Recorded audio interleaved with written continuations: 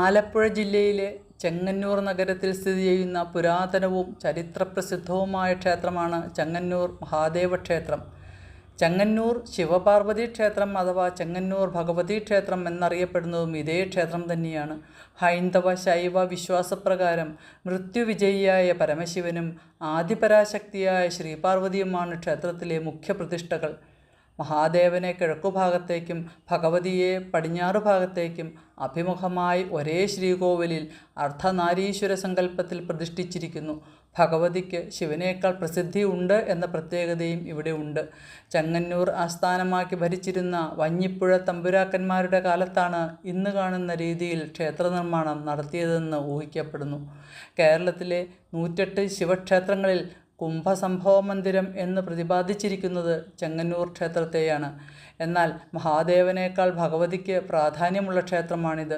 ആദിപരാശക്തിയായ ഭഗവതി, സ്വയംവര പാർവതി, മഹാകാളി, സതി തുടങ്ങിയ ഭാവങ്ങളിൽ ഇവിടെ ആരാധിക്കപ്പെടുന്നു. ഇവിടുത്തെ പാർവതീദേവിയുടെ തൃപ്പൂത്താറാട്ട് വളരെ പ്രസിദ്ധമാണ്. ചെങ്ങന്നൂരമ്മ രജസ്വലിയാകുന്നു എന്ന സങ്കല്പത്തിലാണിത്.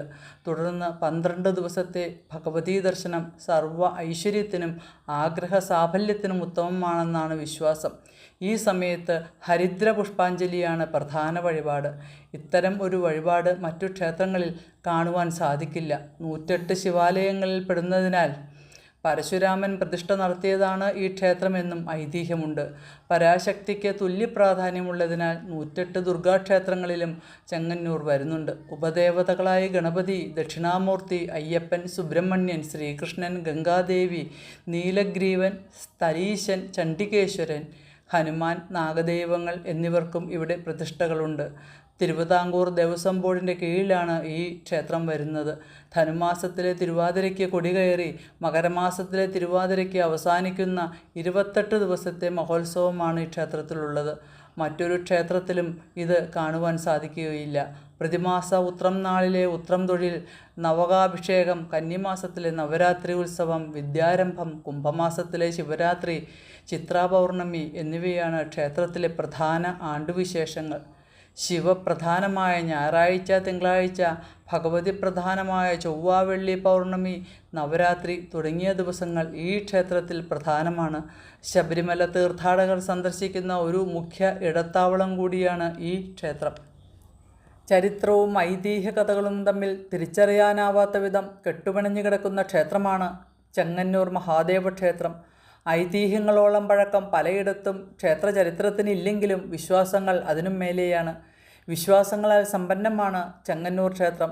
വഞ്ഞിപ്പുഴ തമ്പുരാക്കന്മാരുടെ കാലത്ത് മഹാതച്ചനായിരുന്ന പെരുന്തച്ചനാണ് ക്ഷേത്രം നിർമ്മിച്ചതെന്നൊരു വിശ്വാസവുമുണ്ട്.